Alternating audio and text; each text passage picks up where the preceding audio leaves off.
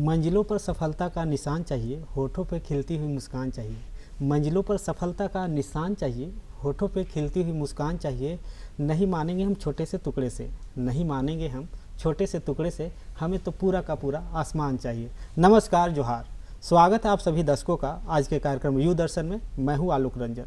दोस्तों, जब हम आज अमृत महोत्सव मना रहे हैं तो आने वाले 100वां वर्षगांठ यानी आज़ादी के जब हम 100 वर्ष मना रहे होंगे तो उस समय का भारत कैसा होगा, यही हमारा आज का केंद्र बिंदु है कि युवा भागीदारी कैसी होगी उस 100वें स्वतंत्रता दिवस पर। इसलिए इस विषय का भी नाम रखा गया है युवा शक्ति एट 2047। तो इसी पर विस्तार से चर्चा करने के लिए आज हमारे साथ दो युवा मेहमान भी मौजूद हैं। पहले हैं सुमित कुमार और दूसरे युवा साथी हैं श्वेता लक्ष्मी। युवा कार्यक्रम एवं खेल मंत्रालय उसने एक लॉन्च की है, प्रोग्राम लॉन्च की है जिसका नाम है आपका पंचप्रण में युवा एट 2047 पर भी चर्चा की गई है। इन पंचप्रणों की बात करें तो इसमें पहला जो स्तंभ है पंचप्रण का वो है कि विकसित भारत का लक्ष्य। अगर दूसरे स्तंभ की बात करें तो उसमें है कि औपनिवेशिक मानसिकता से जुड़े निशान को कैसे मिटाया जा सकता है। तीसरे पंचप्रण की बात करें तो उसमें है कि हमारे जो धरोहर हैं, विरासत हैं, उस पर गर्व कैसे करें। चौथे पंचप्रण की बात करें तो उसमें है कि एकजुटता और एकता को कैसे और समृद्ध किया जा सकता है। पांचवें और अंतिम पंचप्रण की बात करें तो उसमें है कि हम अपने नागरिकों के से जुड़े कर्तव्य को नागरिकों में कर्तव्य की भावना को कैसे विकसित करें। तो सुमित जी, अगर बात हम लोग करें विकसित भारत की तो आने वाले 2047 में हम लोग स्वतंत्रता दिवस की 100वीं वर्षगांठ को मना रहे होंगे, तो विकसित भारत को आप कहाँ देखते हैं? वर्तमान समय में भारत एक विश्व की 5वीं सबसे बड़ी अर्थव्यवस्था में से एक है और इस संदर्भ में अगर बात करें तो 2047 तक मुझे ऐसा लगता है कि भारत उस पायदान पे होगा जहां वो आज अपने आप को दिखता है, या फिर यूँ कहें कि भारत अर्थव्यवस्था के क्षेत्र में सबसे पहले पायदान पर होने की आशा रखता है और वह जरूर पूरा होंगे।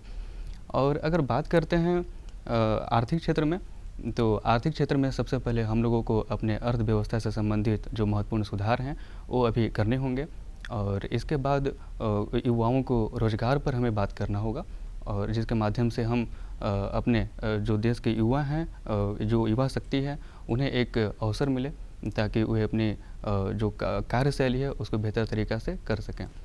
इसके साथ ही मैं कुछ और बिंदुओं को यहाँ पर ऐड करना चाहूँगा।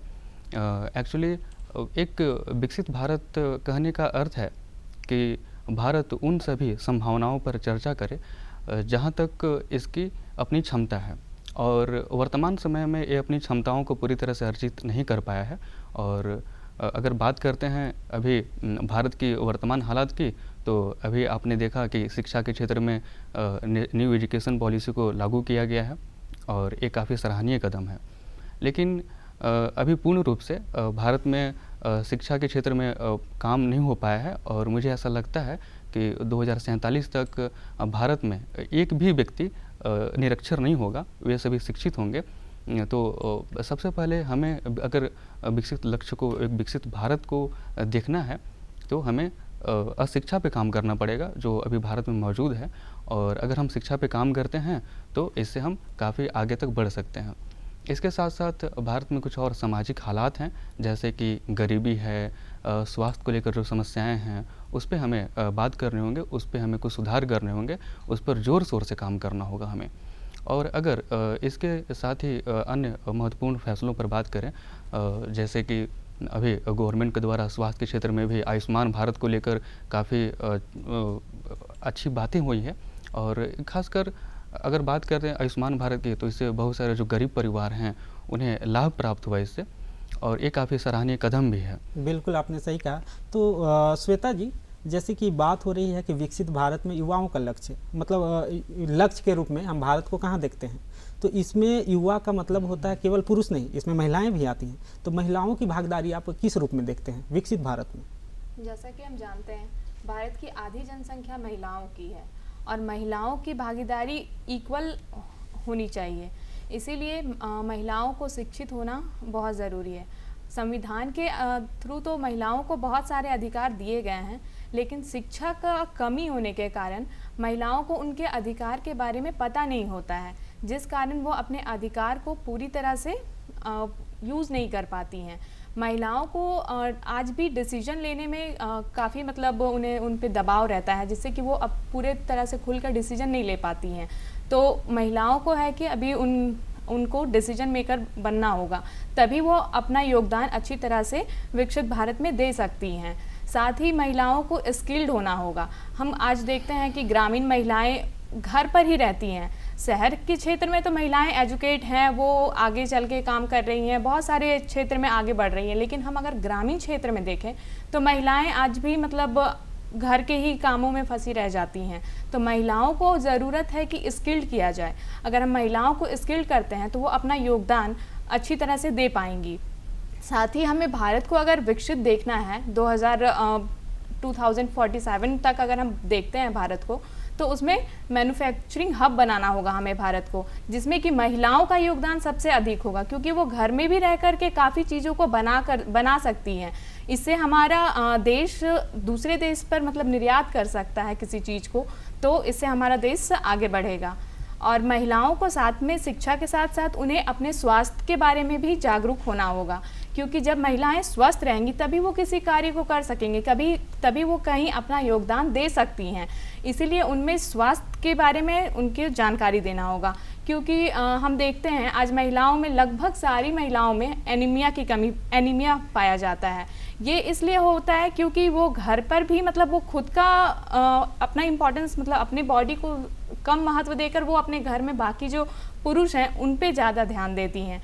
तो महिलाओं को सबसे पहले शिक्षित करना होगा, उन्हें स्किल्ड करना होगा, स्वास्थ्य के बारे में जानकारी देनी होगी कि वो पहले अपना स्वास्थ्य देखें, तब वो दूसरों को उन पे ध्यान दें, तभी महिलाएं आगे बढ़ सकती हैं। बिल्कुल आपने सही कहा। तो अगर सुमित जी इस पे बात करें महिलाओं और पुरुषों दोनों को शामिल करते हुए यानी युवाओं की, तो युवाओं की क्या भागीदारी हो सकती है विकसित भारत में 2047 में? भारत एक ऐसा देश है जहाँ पर स्टार्टअप सबसे अधिक हो रही हैं, और इस संदर्भ में मैं कहना चाहूँगा कि अगर भारत को 2047 तक विकसित होना है तो जो स्टार्टअप हब के रूप में भारत विकसित हो रहा है, और यहाँ पर युवाओं का जो रोल है ये काफ़ी ज़्यादा स्टार्टअप में है। बिल्कुल आपने सही कहा। अगर हम बात करते हैं दूसरे स्तंभ की, जो कि है कि जो हमारा औपनिवेशिक मानसिकता है उससे जुड़े निशान को मिटाना, तो हम अपने औपनिवेशिक मानसिकता को उससे बाहर कैसे निकाल सकते हैं? हमारा देश तो वैसे स्वतंत्र है, लेकिन सबसे ज़रूरी होता है कि लोगों में मानसिक स्वतंत्रता ज़्यादा ज़रूरी होती है। तो इसके लिए लोगों को शिक्षित करना होगा। हमारा औपनिवेशिक मानसिकता है तो इसमें युवाओं को कैसे उबारें, उसमें देशभक्ति की और जज्बा कैसे भरें, ताकि हमारे जो विकास है जैसा कि विकसित भारत का लक्ष्य है उसमें और अधिक योगदान कर सकें। अगर युवाओं को औपनिवेशिक मानसिकता से बाहर निकालना है तो मैं सबसे पहले कहूँगा कि जो हमारी पुरातन संस्कृति रही है और उसकी सबसे पहले अन्वेषण किया जाए, जो क्रियाकलाप किए जाते थे उसको युवाओं के सामने रखा जाए। एक्चुअली वर्तमान समय में क्या है कि अधिकांश युवाओं को अपनी संस्कृति के बारे में पता ही नहीं होता है, तो इसलिए सबसे पहले उसका अन्वेषण किया जाए, उसको लोगों में प्रचारित किया जाए, प्रसार किया जाए। इसके साथ ही जिन जिन लोगों ने भारत को इस गौरव तक पहुंचाने में मदद की है उन लोगों का जीवनी जो है लोगों में प्रचार प्रसार किया जाए। इसके अलावा हमारे जो स्कूल के पाठ्यक्रम होते हैं उसमें इन वीर गाथाओं को शामिल किया जाए, इन सांस्कृतिक चीज़ों को शामिल किया जाए। इसके अलावा अगर औपनिवेशिक भारत की मानसिकता से हमें बाहर निकलना है तो हमें सबसे पहले जो भी गौरवपूर्ण हमारी जो संस्कृति रही है उसके लिए हमें और भी डेवलपमेंट की आवश्यकता तो है ही।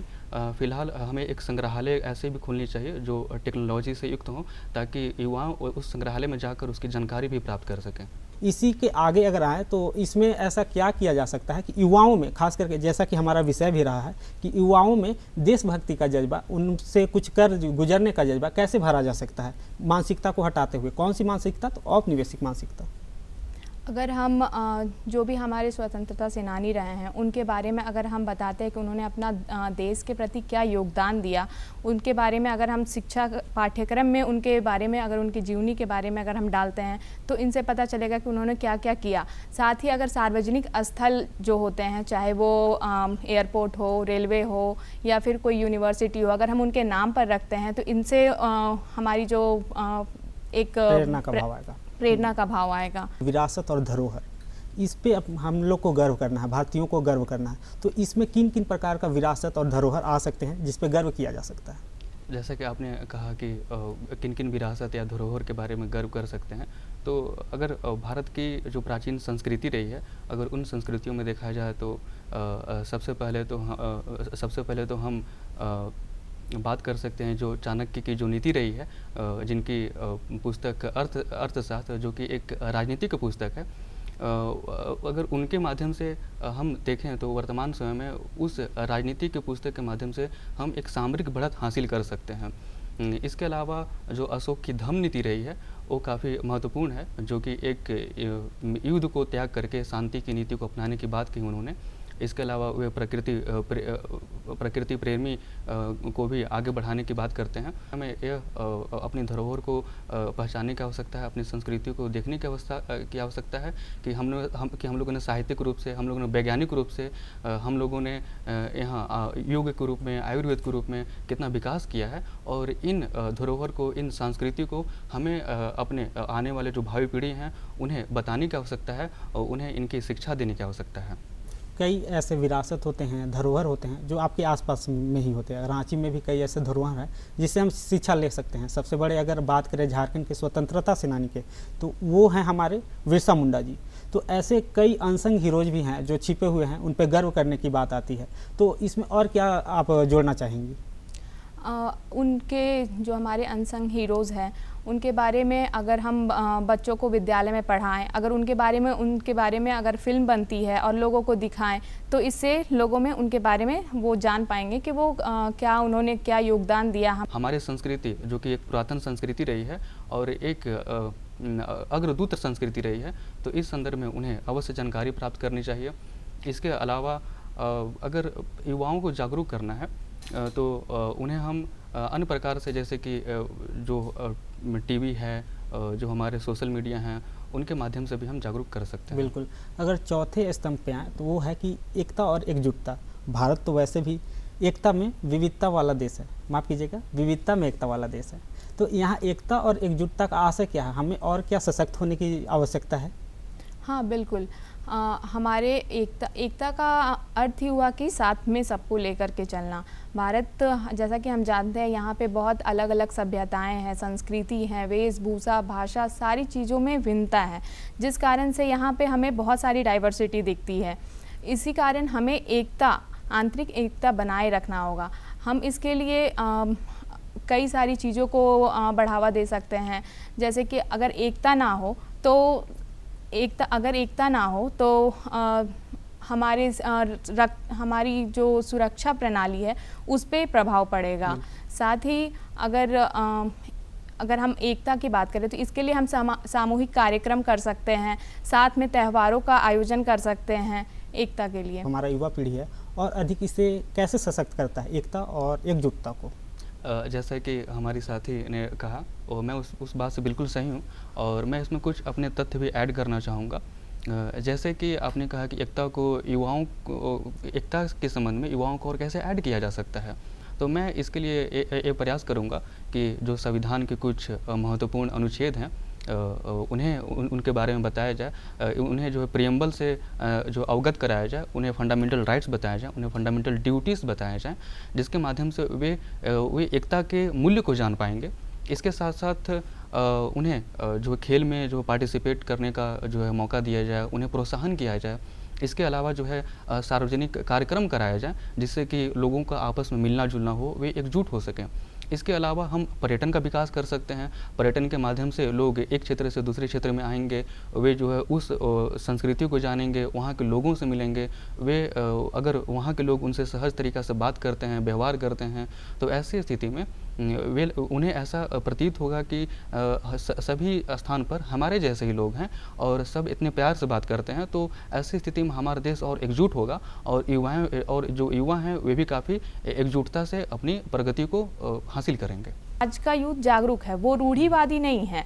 तो आज से अगर हम 25 साल बाद देखें तो इन सब चीज़ों ये सब जो चीज़ें आज हम में भारत में जो देखने को मिल रही हैं, ये सब नहीं होंगी। पांचवें और अंतिम स्तंभ पे आते हैं, तो वो है कि हम किस तरह नागरिकों में कर्तव्य भावना विकसित करें।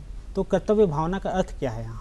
सर जैसे आपने पूछा कि कर्तव्य भावना का अर्थ क्या है, तो मैं कहना चाहूँगा कि एक देश के नागरिक होने के नाते, उस देश के निवासी होने के नाते आपको जो जो कर्तव्य बनते हैं जिससे कि उस देश का विकास हो सके, उस देश का गौरव बढ़ सके, उस देश का अपना प्रतिमान बढ़ सके, तो जो उसको बढ़ाने के लिए जो जो कार्य किए जाएंगे वे उसके कर्तव्य में शामिल होंगे। अगर बात करते हैं युवाओं के अंदर में कैसे कर्तव्य को शामिल किया जाए, तो इसके लिए सबसे पहले हमारे संविधान की अनुच्छेद आर्टिकल 51A है, जिसमें मौलिक कर्तव्य की जिक्र किया गया है। मुझे ऐसा लगता है कि उन कर्तव्यों से उन्हें अवगत कराया जाना चाहिए, जिसके माध्यम से वे उन कर्तव्यों को जानकर अपने देश के प्रति जो कर्तव्य बनता है उसका निर्वहन कर सकें। अगर वापस हम पहले पंचप्रण पे आए तो उसमें था कि विकसित भारत का लक्ष्य। तो विकसित जो विकास शब्द है, इसमें पर्यावरणीय संरक्षण का शब्द अपने आप जुड़ जाता है। तो इसमें पर्यावरण को आप कहाँ देखते हैं? क्या पर्यावरणीय संरक्षण आवश्यक है? इसमें और क्या क्या तथ्य जोड़े जा सकते हैं विकसित भारत में? हाँ, आज जैसा कि हम जानते हैं, विकसित के साथ ही हमारा पर्यावरण साथ में चलता है। इसके बिना हमारा देश कभी भी विकसित नहीं हो सकता है। आज हम देखते हैं कई सारी बीमारियां हमारे सामने हैं, चाहे वो स्किन डिजीज़ हो या पॉल्यूशन की वजह से जो भी नई नई बीमारियां आ रही हैं, इन सब को हम दूर कर सकते हैं प्राकृतिक के माध्यम से। और क्या क्या जोड़ा जा सकता है? अभी पूरे विश्व में पर्यावरण को संरक्षण को लेकर कॉप की जो है व्यवस्था चलाई गई है। अभी हाल ही में कॉप 27 का आयोजन किया गया और इसमें काफ़ी सारे महत्वपूर्ण फैसले भी लिए गए हैं, जो हमारे पर्यावरण के विकास के साथ साथ हम डेवलपमेंट की उम्मीद करते हैं। और ऐसी स्थिति में अगर देखा जाए तो भारत ने कभी भी पर्यावरण को पीछे नहीं छोड़ा है अपने विकास के साथ। हमारे माननीय सुप्रीम कोर्ट के द्वारा कई सारे ऐसे फैसले दिए गए हैं जहां पर हमारे पर्यावरण और विकास के संदर्भ में सामंजस्य बैठाकर उसको आगे बढ़ाया गया है। पर्यावरण के तहत और क्या स्कूली शिक्षा में, मतलब जैसे जो आज बच्चे हैं वही कल के भविष्य होंगे, युवा बनेंगे, तो उनके पाठ्यक्रम में और क्या क्या ऐसे चीज़ें ऐड करने की ज़रूरत है जो पर्यावरणीय की जागरूकता को बढ़ाए? अगर हम पेड़ पौधों का महत्व बताएं तो बच्चों में इस चीज़ को लेकर जागरूकता बढ़ेगी। साथ ही अगर हम देखें विश्व स्तर पर तो कार्बन ट्रेडिंग की बात होती है। तो अगर हम हमारा पर्यावरण जितना अच्छा होगा, हमारा कार्बन ट्रेडिंग उतना ही अच्छा होगा। साथ ही अगर हम बात करें पर्यावरण की, तो पर्यावरण अगर पर्यावरण की वजह से आज हम देख रहे हैं कि हमारे जो मौसम में बदलाव देखे जा रहे हैं और ग्लोबल वार्मिंग देखी जा रही है, ग्रीन हाउस गैस इफेक्ट देखे, बहुत सारी चीज़ें ऐसे हैं जो पर्यावरण को नुकसान पहुंचाने से हो रहे हैं। तो पर्यावरण को संरक्षण करना बहुत ही आवश्यक है। इसी वजह से हम पर्यावरण दिवस भी मनाते हैं और यही सब पर्यावरण दिवस के माध्यम से बच्चों में ये जागरूकता आती है कि हम एटलीस्ट मतलब पर्यावरण को कैसे संरक्षण दें। अगर हमारे आसपास का जो पर्यावरण है अगर वो काफ़ी बेहतर रहते हैं तो उसके माध्यम से व्यक्ति स्वस्थ महसूस कर सकता है। जो आजकल की जो समस्याएं हैं, जैसे कि व्यक्ति डिप्रेशन में चले जाते हैं, तो अगर आसपास के हमारे जो पर्यावरण काफ़ी हेल्दी रहते हैं तो ऐसी स्थिति में वहाँ पर निवास करने वाले व्यक्ति भी हेल्दी रहते हैं और इसकी वजह से व्यक्ति का मन स्वस्थ होता है, वो अपने कार्य में अपना पूर्ण योगदान दे सकता है और इससे जो हमारी वर्क कल्चर है आसपास की वे काफ़ी समृद्ध भी होगी। सुमित जी, अगर विकसित भारत में एक और संदर्भ जोड़ें कि हम अपने संस्कृति और विरासत से क्या सीखते हुए विकसित भारत में इनको कैसे ऐड किया जा सकता है, जोड़ा जा सकता है संस्कृति को और विरासत को? अगर विकसित भारत में अगर हमारे संस्कृति या विरासत को ऐड करने की बात हो तो बिल्कुल हम अपने संस्कृति से सीख करके हम इससे काफ़ी छलांग लगा सकते हैं, एक ऐसी छलांग लगा सकते हैं जो हमें 2047 तक विकसित होने में मदद कर सकती है। अगर इन संस्कृति में देखा जाए तो हमारी कुछ ऐसी परंपराएं रही हैं, चाहे वो खान पान हो, चाहे वो हमारा रहन सहन हो, चाहे हमारा पहनावा ओढ़ावा हो, तो वे भी मदद कर सकती हैं। और जैसा कि हमारे पुरातन संस्कृति में जो तकनीक का विकास हुआ है, जो मतलब कुछ वैज्ञानिक हो गया, आयुर्वेद हो गया, वो सबको जोड़ते हुए और क्या किया जा सकता है? तो हम अगर जैसे योग हो गया, जैसे आपने कहा कि योग और आयुर्वेद के माध्यम से हम 2047 तक काफ़ी जो है एक विश्व गुरु की तरफ जो है बढ़ सकते हैं। तो बिल्कुल जैसे कि हम इसके अलावा हम अपने साहित्य के कुछ जैसे वेदांत हो गए, हमारे पास षड दर्शन हो गए, हमारे पास कुछ संहिताएं भी हैं। तो इसके अलावा हमारे पास गीता है, ब्रह्मसूत्र हैं, उपनिषद हैं, तो उन सब का अध्ययन करके हम एक बड़ी छलांग लगा सकते हैं। अगर भारत की विकास की बात चल रही है तो इसमें आर्थिक विकास को और कैसे बूस्ट किया जा सकता है? जैसे कि आने वाले समय में भारत को $5 ट्रिलियन US डॉलर का एक इकोनॉमी बनाने की बात किया जा रहा है, तो इसमें और क्या क्या करना होगा भारत को? अगर हम इसकी बात करें, आर्थिक विकास की बात करें, तो हमें अपने आर्थिक विकास के लिए सबसे पहले तो हमें अपनी जीडीपी पर ध्यान देना होगा। और अगर हम पर्यटन क्षेत्र को बढ़ाते हैं तो इससे हमारा आंतरिक पर्यटन तो बढ़ेगा ही, साथ ही विदेशी पर्यटन भी हमारा बढ़ेगा, जिससे कि आर्थिक विकास होगा। इन संदर्भ में और क्या आप जोड़ना चाहेंगे? अगर विरासत या फिर धरोहर के संदर्भ में अगर देखा जाए तो अगर विकास के संदर्भ में देखें तो भारत का जो विकास है उसमें आर्थिक विकास एक बड़ा महत्वपूर्ण पहलू है। आर्थिक विकास से ही बाकी तरह के और विकास सम्मिलित होते हैं, तो इसमें और क्या क्या अर्थव्यवस्था के बारे में आप जोड़ना चाहेंगे? जैसा कि आपने कहा कि अर्थव्यवस्था के अलावा, तो अर्थव्यवस्था के अलावा मैं इसमें सामाजिक विकास को जोड़ना चाहूँगा, इसमें सांस्कृतिक विकास को जोड़ना चाहूँगा। अगर सामाजिक विकास में देखा जाए तो भारत अभी भी कहीं न कहीं संपूर्ण लोगों को एक साथ लेकर नहीं चल रहा है, और हमारा ये लक्ष्य होना चाहिए कि हम अंतिम व्यक्ति अर्थात यूँ कहें कि हमें समावेशी वृद्धि की ओर जाना चाहिए, हमें एक धारणीय विकास की ओर आगे बढ़ना चाहिए। तो हम जो नीचे से नीचे तबके के लोग हैं उनको भी विकास में शामिल करने की हमारे अंदर हमें हमारी ये सोच होनी चाहिए।